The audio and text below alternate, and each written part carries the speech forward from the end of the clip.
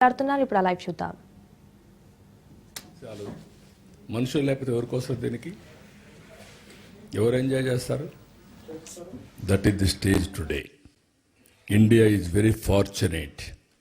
2047కి India, నాకు ఏం అనుమానం లేదు, ప్రపంచంలోనే నెంబర్ 1 కానీ నెంబర్ 2 కానీ తయారవుతున్నాం.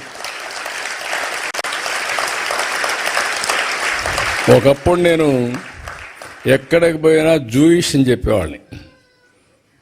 జూయిష్ ఉన్నారు, ఈ ఊర్లో ఒకరు ఉంటారు, లేకపోతే 2 ఉంటారు, ఊరంతా వాళ్లే కంట్రోల్ చేస్తూ ఉంటారు. దానికి కారణం రాజకీయ విరాళాలు ఇస్తారు, లేకుంటే చారిటీ చేస్తారు, అందువల్ల వాళ్ళకి మంచి పేరుంది. మీరు ఎప్పుడైనా ఒక రోజున వాళ్ళని క్రాస్ చేయాలని చెప్పేవాడిని.